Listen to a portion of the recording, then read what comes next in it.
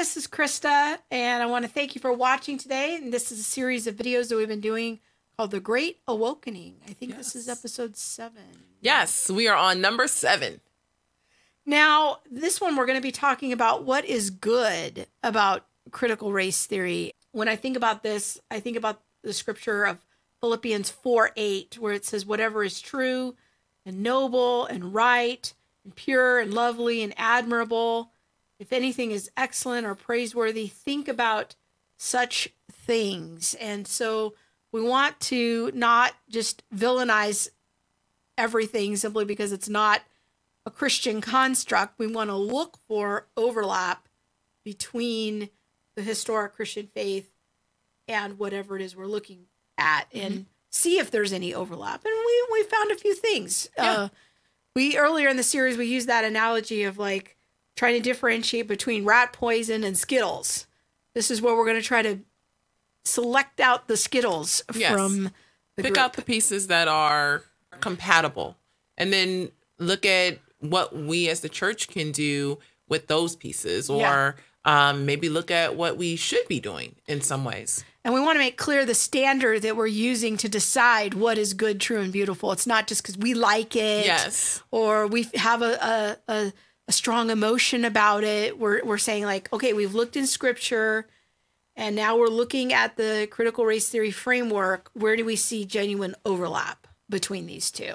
Yes. So that's the standard that we're using. Okay, so let's look at our list here. The first one is that critical race theory asserts a strong commitment to the affirmation of human dignity and racial equality. Talk to us a little bit about that.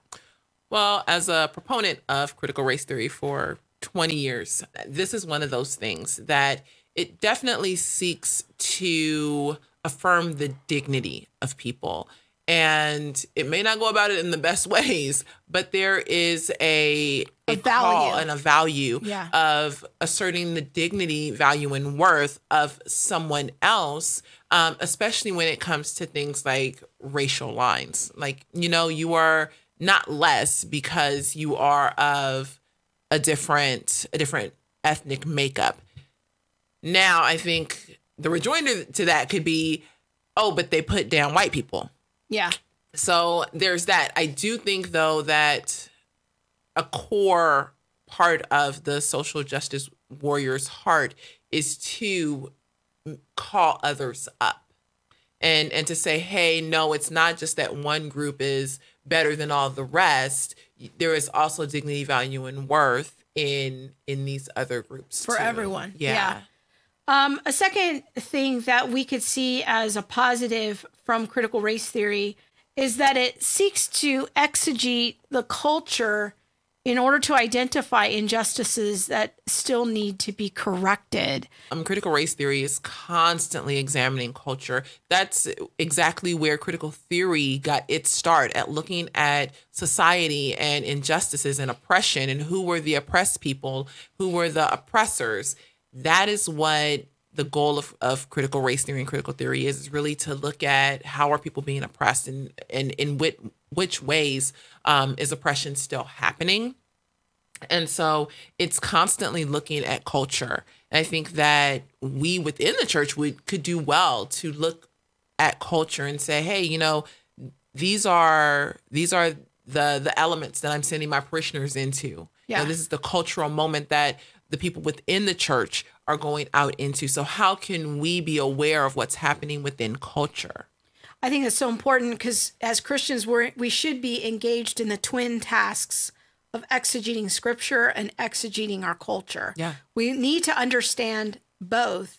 The more that we exegete our culture, the more that we really understand the value system and the lenses that our culture operates from. It helps us not to lay that on top of scripture. Mm-hmm. And so I think exegeting the culture is extremely important. We, as Christians, would do well to do that more. But our priority ought to be on exegeting scripture as well and doing it authentically from the author's point of view so that we can understand the differences between scripture and our culture. But I think that social justice people are very vigorous at exegeting culture and identifying areas of what they see as to be oppression that we need to do better at on justice issues.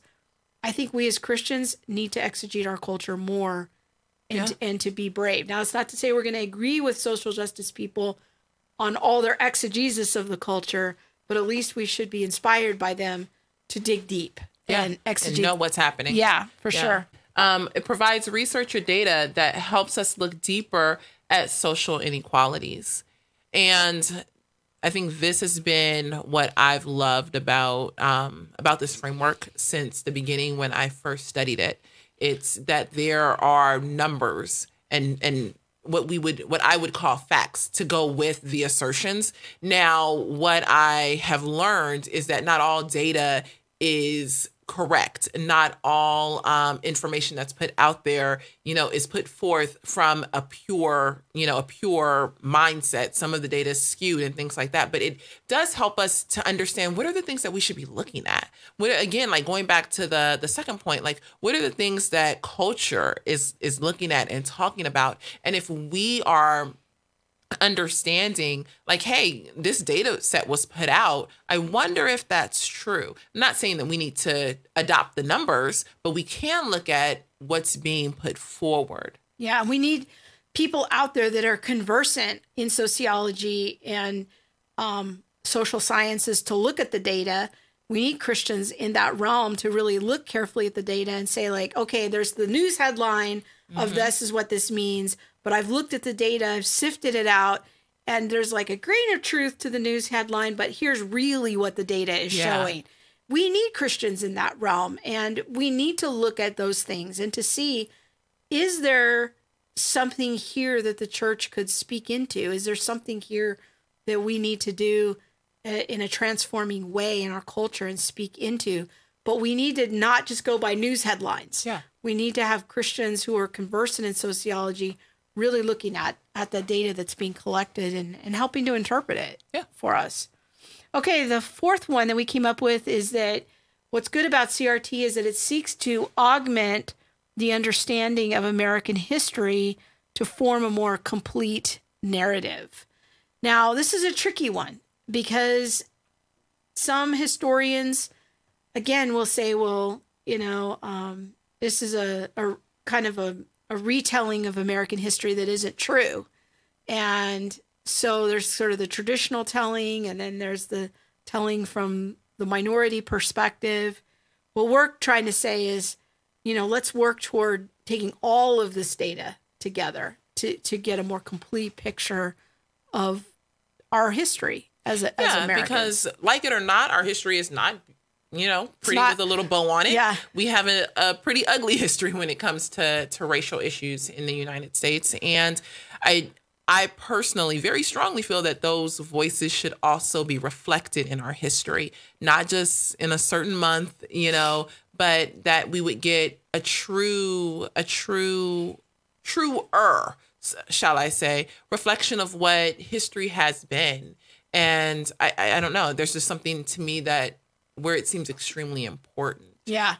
That all children or all adults would understand, like, these are the complexities of history. And then, we move on beyond that and we figure out what are the next steps after looking at this. And what's the progress we've made. Yeah. And how have we come to this moment in our culture? So not to completely villainize everything in the past, finding balance, finding, just a more complete narrative, if you will, of our history. Okay, we're going to put a bookmark in it right there. And in our next episode, we're going to kind of turn the tables a little bit from what's good about critical race theory. We're going to look at some critical contradictions between critical race theory and the Christian worldview. So I do hope that you'll tune in for that. Thanks for watching.